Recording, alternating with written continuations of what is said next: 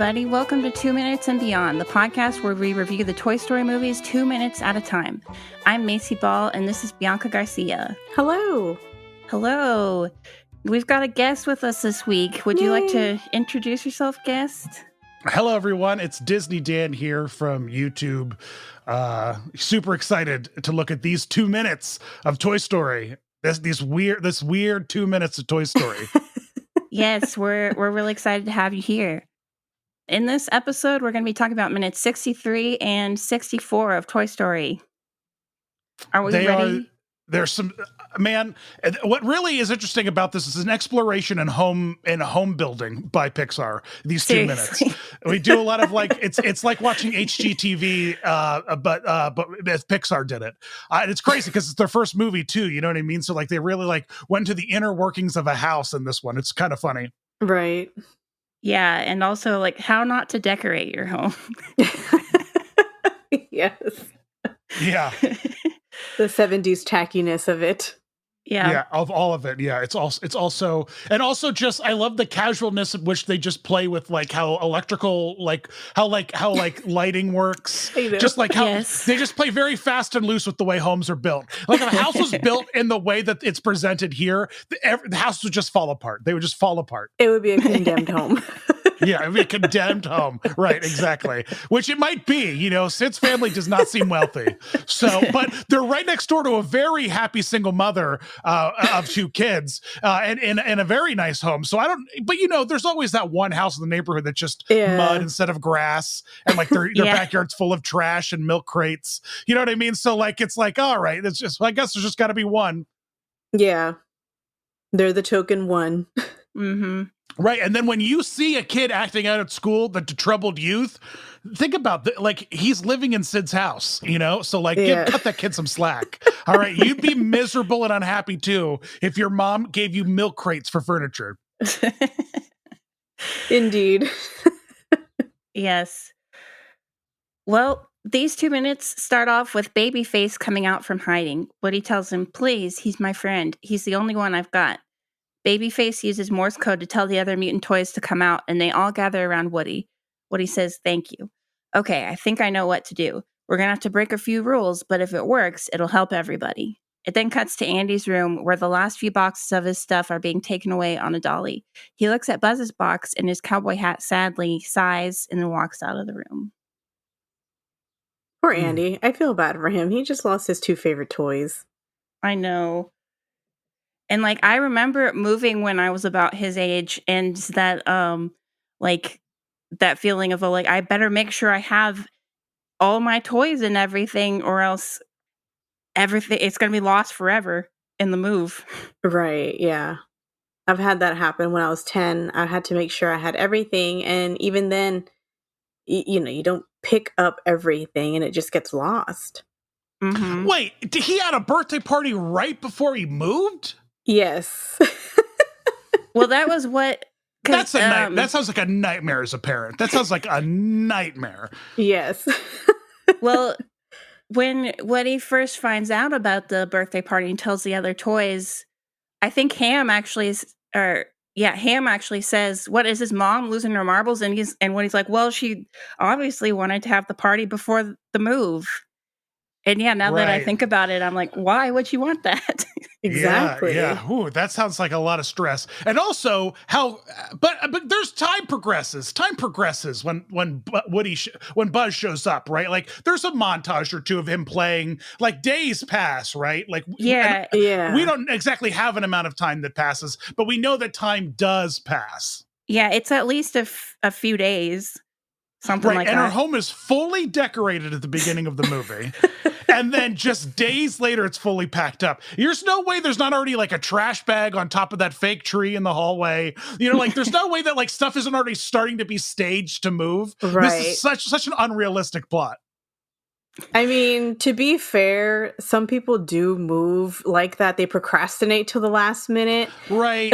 But not a single mother of 2, Bianca. Come on. When is she gonna have the time?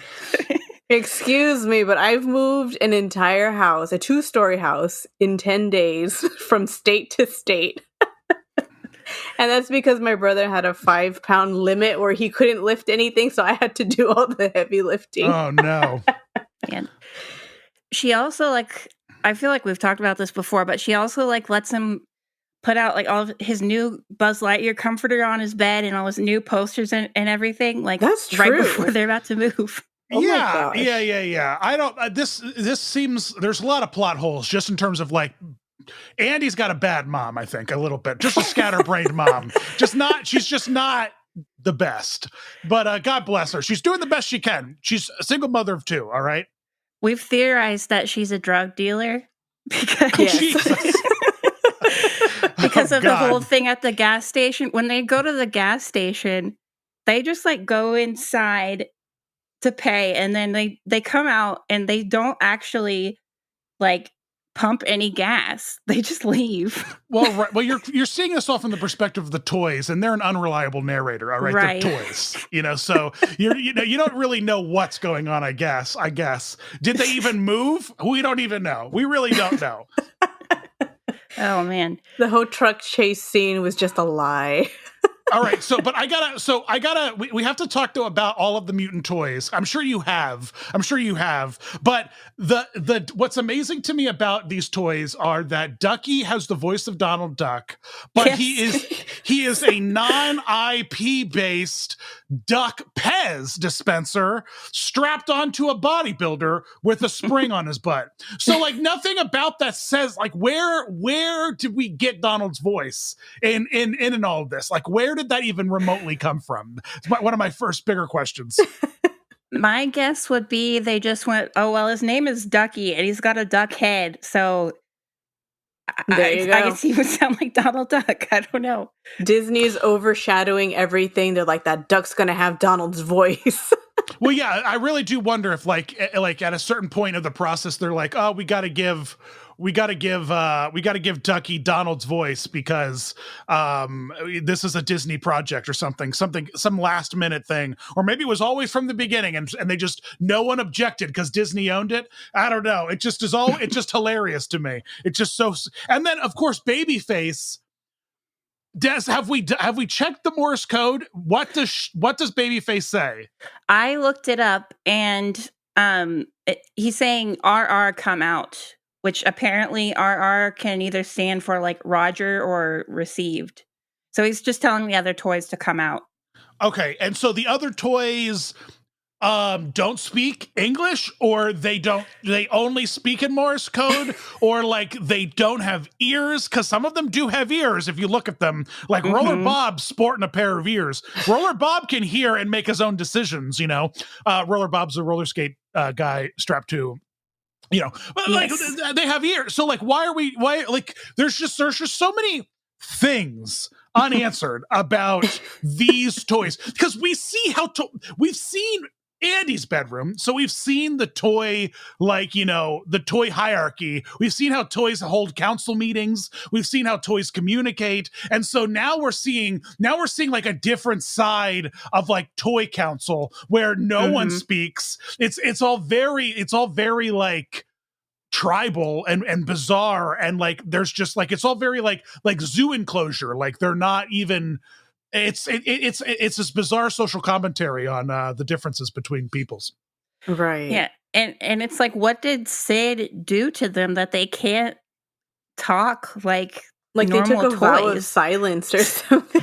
They also, we talked about before, they also like their faces don't move in any way. Like their mouths don't open and close. I think Babyface's like one good eye opens and closes, but that's kind of it. Like they don't make like, different expressions. Need a voice box in your does your toy need to have the ability to speak for you to have the ability to speak? Because if that's the case, how is Bo Peep talking? Like, like how do half these, like if your toy makes noise, does that give you the ability to speak? Because if that, you know what I mean? Like what things just don't add up to me, guys. They just don't, or they're not adding up for me. Yeah. Maybe also it could be because Sid doesn't talk for his toys. You know how Andy, when he's playing, it's like an actual scenario and he's talking for them. Sid doesn't, so they don't have a voice. Oh. But then like Forky is just some pieces of trash, and he can talk. Well, Although I guess Bonnie did play with him. To Bianca's point, yep, Bonnie did play with him and gave Forky a voice. Wow. But then, Stinky Pete was stuck in his box. Although I guess he did open it up, so maybe he had gone out before. Stinky but he Pete wasn't has played a voice with. though. Doesn't Stinky Pete have a voice? Yeah, Doesn't he have, does. voice, he has a pull string. Right, so so there are layers to it, and so Forky is similar to all. Forky is has more in common with all of Sid's toys than any of the other toys in the franchise. And so it's interesting, we establish the lore that brings Forky to life here in this segment of the Toy Story movie. And it's kind of implied, if any child, doesn't matter how messed up they are, plays with something and gives it life, it will receive that energy. But if they can't, man, my brain's breaking. I'm gonna write a video essay about this. Please do. Yes. Oh man. But I also love hearing, I don't think it's not the first time in the movie that Woody is called Buzz's friend, but it's just a really nice, it's kind of sad, but it's a really nice moment when he, after this entire movie of being such a jerk to Buzz, he realizes that he's the only friend he has left. Mm-hmm. Right. Yeah. Yeah, friendship, sure, this movie's definitely about friendship, but let's also talk about how this movie is about how houses are not built like this. You can't crawl into a vent in your bedroom and end up in the gable end of your front porch above the light fixture. If your house was built like that, you'd have you just have the worst insulation hit in the history of, you'd be, your mom's close the door, we're not air conditioning the neighborhood. Well, in this case, you literally would be air conditioning the neighborhood. That's also assuming that Sid has air conditioning, central air in this dump of a house, which probably he doesn't. But he has some kind of central air, some kind of forced air system, because they're climbing into the air vents of the house. Pixar, this is not how houses are built, honey. We got to have if your house was built like this, it would fall apart. It would fall apart. You can't just take a whole light fixture and just lift it out of the hole and just be like, well, okay, now we've got a hole to look through. Absolutely not. Are you kidding me? Oh my gosh.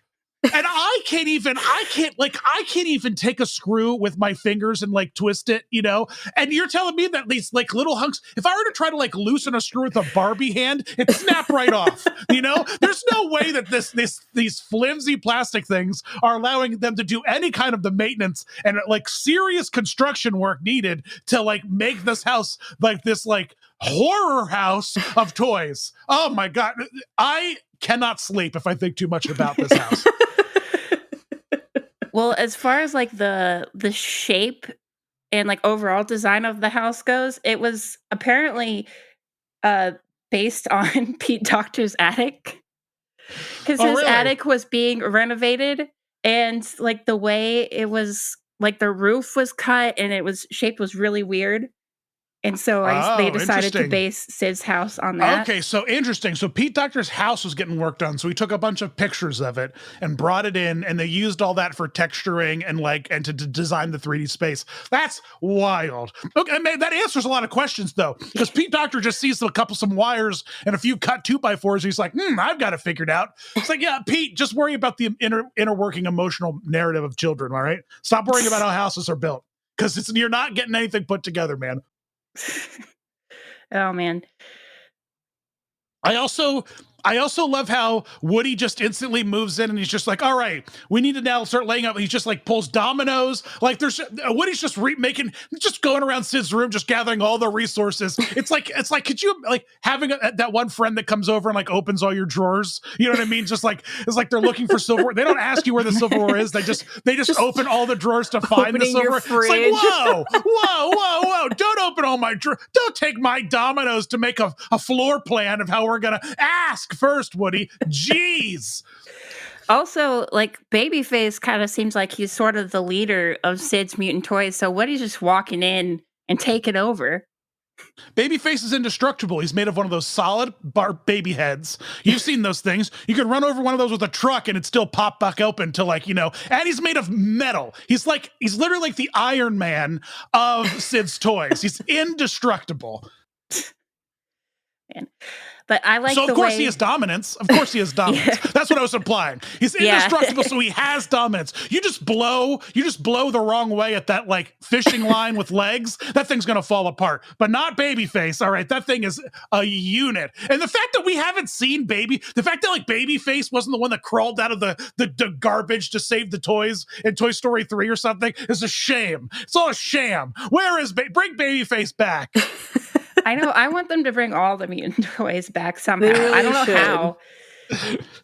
They should have done it in Toy Story 3. That would have been really good for them to come out of the garbage. Right. Or how great would it be if it turns out that Sid grows up to be this massive toy this crazy toy designer. He ends up designing toys, and so there's a museum in the toy place full of all of the toys, full of all of the mutant toys that he made as a kid, and then we work that way. Then they all escape, Woody breaks them out or something, something stupid. See, that would be We'll figure it out. Yellow Shoes, give me a call. But one of my favorite of the mutant toys is his name is Pump Boy, the little yellow car that has arms for wheels. Yeah. And I love the way he walks, because it's he almost walks like a little insect or something. And then if you listen closely, the sound he makes when he's walking on the ground, it sounds like someone was just tapping their fingers on a table or something. It's just I don't know if you can, if the loud enough for you to hear it, but that car with baby arms. Oh, it's and it's not they're thick baby arms too. You know what I mean? It's like that baby from Toy Story 3 or is it Toy Story 2? 3. It's Toy Story 3. Yeah, big baby, right? It's like that aggressive baby, but he's like Maui and he halfway turned into a car, and so oh man, yeah, sure. It's cute that you love the sound effects. Macy, it's great that you love the sound effects, Macy, but it's gonna haunt my dreams now that I just fast forward to that part of the scene and looked at the thick legs and the thick arms crawling out of that thing. Ooh, oh my gosh. You're gonna hear the tapping in your dreams now. I mean, it Absolutely. Is disturbing, but I just think it's neat at the same time. One of the I've mentioned it a couple times before on the podcast, but one of the weirdest pieces of Toy Story merchandise I've ever seen was a wallet from Hot Topic that had Pump Boy on it and just said in all caps, "What?" and a bunch of question marks. Absolutely incredible. I would use that wallet for sure. And Pump Boy is the name of the car with arms? That's what Woody calls him, yeah. Because he says Pump Boy here, whatever he says. When he's telling them all where to go. What a weird name. And who is giving them all these? It must be Woody, because none of them can talk, and Woody doesn't know Morse code. So it's not like Woody could decipher that. He must be just dishing names out one of those people you meet that just will not learn your name but just call you sweetheart and stuff like that. It's just giving everybody pet names. It's just all right, Woody, it wouldn't take that much work to just learn everyone's real names, all right? Right. Oh my gosh. And all the toys are probably internalizing in themselves. They're that's not my name. My name is Steve. Pump Boy? Pump Boy? What does that say about me? What does that mean, Woody? What am I doing? Pump Boy? That's so strange. Where do you look at a car with legs and get the name Pump Boy from? What if it's a woman? He doesn't know. Yeah, he doesn't look at Woody out here misgendering a car with arms. Oh man. Oh my gosh. I also really love one of the most terrific things about all of the character designs is Roller Bob, which is the guy on the skateboard, and he is just, you can literally see the 3 screws they use to push them in. That always bothers me. It's you can see the drywall screws that Sid used to screw the thing to the skateboard. Oh my gosh, these things are so so weird. They are. They're very weird. Sid needs help, man. He needs to talk to somebody. He needs a therapist for sure. Especially after what happens to him a few minutes from now. Yeah, seriously. Sid also needs a mattress protector. His mattress is just completely exposed. Gosh. Yes, we did talk about that. It's our least favorite thing. He's going to get bed bugs. He's going to get bed bugs. It's going to happen. Do we know where Toy Story... it's got to be in California, right? Southern California. It like hardly ever rains. It's always sunny, right? Like, is that where Andy lives? Well, More than likely. I don't know. Yeah, I mean, in Toy Story 2, they mentioned that it's the tri-state area. That's all they say. I think it comes up in the Buzz Lightyear commercial in this movie, Oh, it is the tri-state area. Interesting. I live in the tri-state area. But anything could be a tri-state area. Yeah. If it's an area within 3 states. That's the other thing. We call New Jersey, Pennsylvania, New York the tri-state area. But there are other states where 3 states kiss, you know? Yeah. Who knows? Well, do we have anything else to say about that section, or are we ready to move on? Hold on. I was just scrolling through. I can't with the carpet. I know exactly how that carpet feels in his room. That carpet that's like bizarrely, and oh my God, you're so right. Sid's house is decorated like a lunatic lives inside of it. Someone who is losing their sense of reality. Oh my God. There's like different wallpapers on the same wall. On the same wall. And Sid's room's covered in paneling, so you know that the wallpaper is just over top of the paneling. Oh my gosh. Yeah, I can't with that. Oh, and it has popcorn. He has popcorn ceilings. Just so many strange choices. Oh my gosh. And it really highlights how Andy's room is literally nothing but just patterns, just like this is, but it's done in I guess like when patterns are done in a bright, fun, kind of like clean way, we just accept them. But then when we see grungy, like strange patterns, suddenly we are very like, we're just like, oh no, oh, absolutely not. That's amazing. Right, yeah. It's a fun 2 minutes. It's a fun 2 minutes because it really does show that Woody is a good leader. He is he is very good at like seeing and understanding his tribe and knowing like what he has to work with. He's a very, very good leader. He's just arrogant, and he's very self-centered. He's a little bit of a narcissist, but he is a good leader. That there still he has good qualities, and these 2 minutes show that he knows how to rally. He really knows how to get it done. Well, I guess the next 2 minutes show that he knows how to execute, but he knows how to rally. He makes a plan, and it's a plan that works, all right? It's foolproof. Yeah. Yeah, he knows what he's doing. I dig it. I love this section. This is a great 2 minutes of Toy Story. It is. Are we ready to continue now? Yes. Sure, let's on we go. At 41 seconds, the camera moves through Andy's window to show Sid's backyard. Sid comes out of the shed carrying supplies and saying, "Houston to Mission Control, come in, Control. Launch pad is being constructed," and drops the stuff on the ground around Buzz. Inside Sid's house, Scud growls outside Sid's bedroom door while Woody gives orders to the mutant toys using a set of dominoes as a visual aid. Woody says, "All right, listen up. I need Pump Boy here, Ducky here. Legs," and then Legs marches forward in response, and Woody says, "You're with Ducky. Roller Bob and I don't move till we get the signal. Clear?" The toys all nod in agreement, and Woody stands and says, "Okay, let's move." Oh man, the tensions are rising. It's getting really intense now. I realized that when Woody says like legs, and then Legs kind of walks forward, like the sound that the legs make is kind of in the same rhythm as like it's like she's supposed to be saying like, "Sir, yes, sir." Yeah. Oh, really? Yeah. I hadn't noticed the that Foley until artists yesterday. have a lot of fun with this. The Foley artists must have had so much fun with these characters. They all make really weird noises. They're all some spooky noises. Yeah. I know Pump Boy specifically, you know, you like the sounds of his little mitts, but man, that one that makes just an endless ringing bell sound. No thanks. Hard pass. Which one is that? I think the one that rolls with the head on it or something. Oh, Yeah. Jingle Joe, yeah. Jingle Joe, Lord Jesus. Such a great name. He sounds Christmassy. Yeah. He does sound Christmassy. He does. Yeah. So he's playing with dominoes. Man, Domino Masters on Fox. Really great show right now. Having a lot of fun with that. Now I have a bunch of dominoes in the house because my kids are obsessed with dominoes.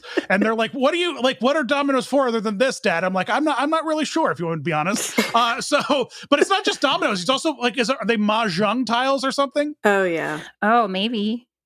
Yeah. It's not just dominoes. There's also Sid's Rick weirdly into mahjong for some weird reason. It's like, what is going on in this house? Why I've never touched physical mahjong tiles outside of maybe seeing one in the windows of Chinatown. Like my mahjong is exclusively digital, clicking, on that, Windows 95 mahjong, or maybe it's 98. And I might even be saying mahjong right. Man. Oh my gosh. I feel like he gets a lot of his stuff from like yard sales, or like the mom was really into weird stuff and she just kept all of it in the attic. So he just scrounges through all her stuff. Mom's a hoarder. Well, no, we've seen the attic of Sid's place. It's very empty. That's true. Maybe because he put all this stuff into his room. Yeah, perhaps you're right. Oh my gosh. So I checked to see if like the dominoes were actually laid out like Sid's backyard, and if like the places that Woody points to for them to go are actually like where they go. And as far as I can tell, it is. Like that's a great attention to detail from Pixar there. That is really good. Yeah. I love that. Well, I mean, those toys sit at the window and they're looking at his backyard all the time. So they have Woody's got a good intimate knowledge of the surroundings, It's like the song that, the caged bird sings, like that's Woody, man. He's just sitting there in the window looking out, wishing he could be there, and then of course he gets his wish. Right, yeah. I don't know. I didn't have much to say about this section. We kind of already talked about the stuff I had written down. Oh, sorry, I talked too much. All right, no, then what's the next section? Where they go into the ducks, right? The next section's the ducks section. The next section's the Die Hard section, the John McClane section. Yes. Do we want to move on to that part? Yes. Okay. So at 1 minute, 8 seconds, Legs and Ducky open up the vent and walk through the air ducts. Woody gets on Rollerbob's skateboard and yells, "Wind the frog!" and Pump Boy does so.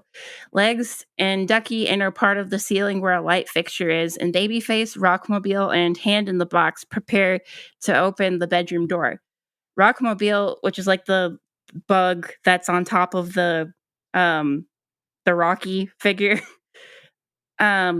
Rockmobile and Pump Boy both signal that they're ready, and Woody gives them a thumbs up. Legs and Ducky lift up the light fixture on the porch, and Ducky sticks his head through to make sure the coast is clear. Woody holds up his hand and says, "Wait for the signal."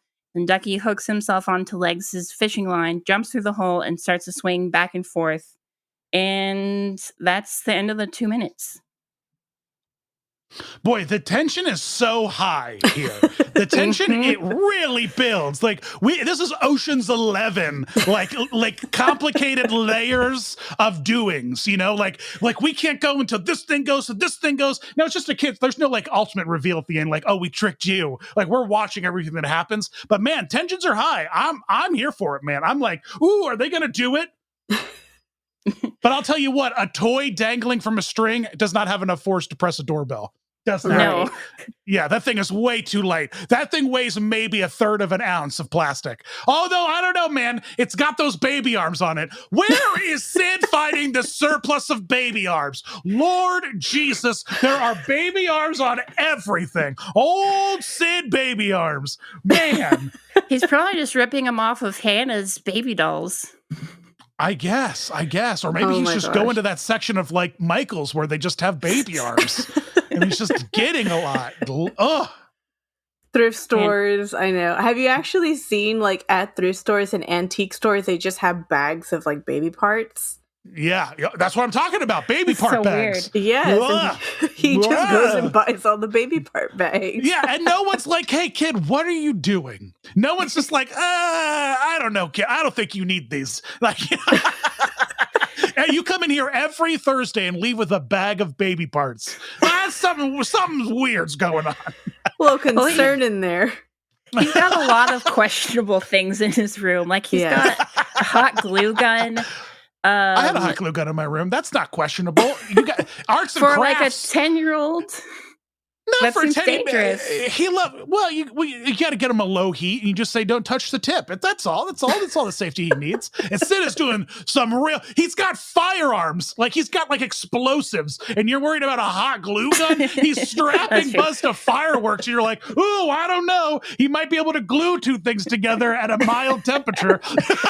I mean, the glue gun was just the first thing I thought of, but yeah, who is letting him buy like this giant firework? Exactly. Oh my gosh. I feel like his parents don't know the things that he purchases. So when he goes to get the package, that's why he runs and like grabs it and runs really quick back to his room. I don't know. Right. Well, or maybe Sid has an absentee father like Andy does, but like Andy's dad's not present. Sid's dad is present, but he's just absent, like emotionally. And so he drinks a lot. He buys a lot of explosives. He's usually passed out, and Sid just has free access to his garage and whatever nonsense he's up to. There you go. Mm-hmm. Yep.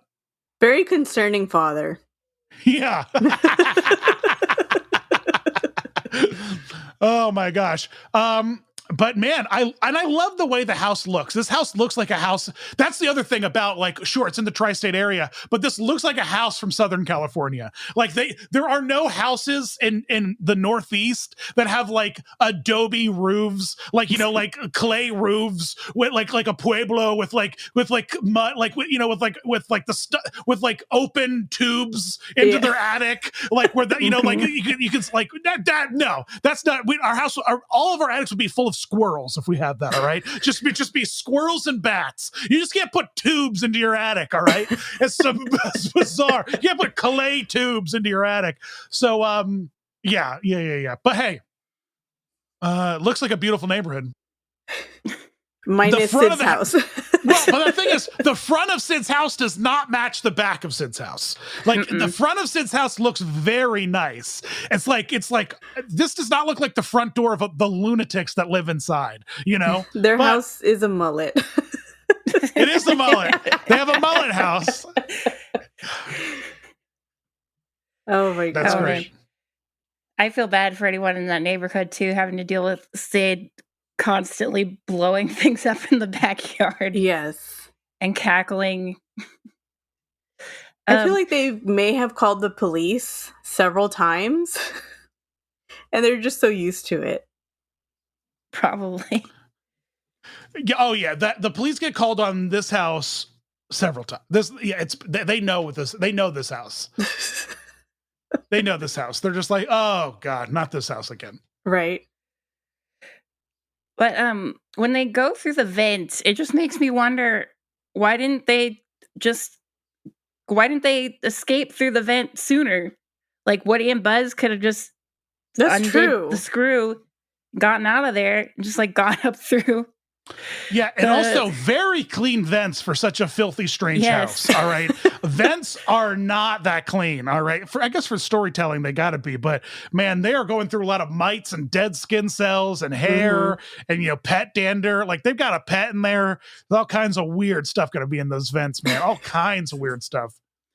I don't think the vents in like in Toy Story 2 in Al's apartment building were that dirty either.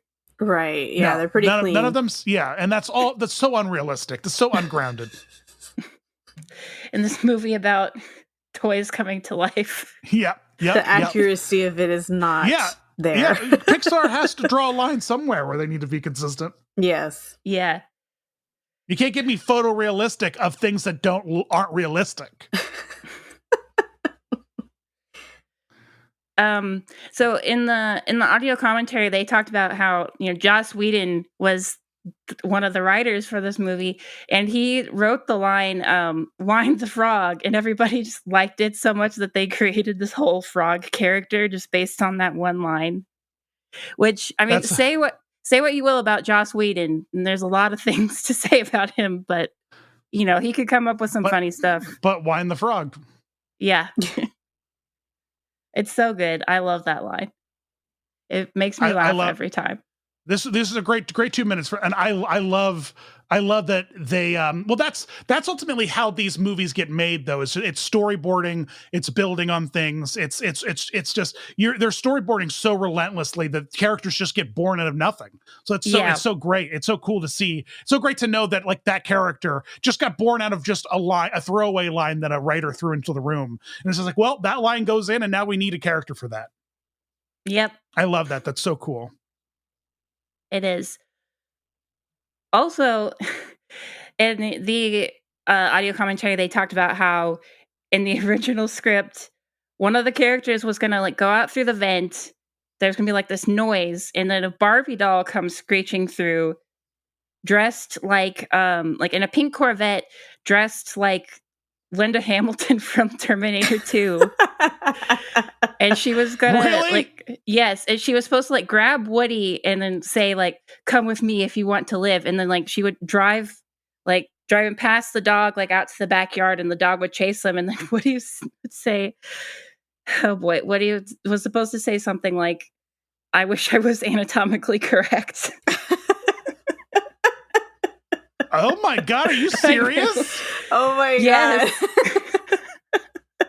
Oh no, that's crazy. That's hilarious. Oh gosh. I mean, it is really funny. I mean, and there's plenty of adult jokes in this movie, but I feel like that might have been crossing a line just a little bit. Yeah, that would have been a little bit, that would have been a lot, I think. That would have been a lot. That's so funny. Yeah. But then Mattel didn't want them to use Barbies in the movie, so that part had to be cut. That wasn't until, Barbie didn't come until 3, right? Right. There were Barbies in Toy Story 2. In 2 yeah. Also in the toy aisle. There was a tour guide Barbie. But they were just oh, that's right. It was in the toy store. It was just a very throwaway moment. It was just a cameo. Barbie's like a character in 3. Yeah, and then there was like, I think during Wheezy's song, "You've Got a Friend of Me," he had like some Barbie backup singers. Oh yeah. He does. Wearing the really glittery dresses. Yes, that's really cute. I love Barbie. Oh, yeah. I'm glad that Mattel wised up. But I mean, like, Mattel, good call not having that be a bit in the first movie. Yeah. Oh gosh, yeah, that would have changed plenty of things for Toy Story. Yep. Well, I think that's about all I have for these 2 minutes. Do any of you guys have anything you want to talk about that we haven't mentioned yet? No, I think we mentioned pretty much everything for this clip. How about you, Dan? I think that we covered this clip top to bottom. We really talked about how it was not a good representation of home construction in any way, shape, or form. And we also learned a lot about Sid's absent dad and his lax parenting that has resulted in some really interesting decisions. So I think we learned a lot. We learned a lot in these 2 minutes. It's very informative 2 minutes. Yes. Very. Well, I guess we will go ahead and wrap it up then. Thanks for listening, everyone. Be sure to follow our Facebook and Twitter accounts and send us an email if you have any thoughts, comments, questions, or concerns. And if you enjoy the podcast, please leave us a 5-star review on Apple Podcasts and Spotify. See you next time. Bye. Bye. I don't know if this is not a video podcast, but I was waving just in case anyone was watching. If anyone can see us through the podcast. Hey, you don't know what the future will bring, guys. True. All right, bye. Bye.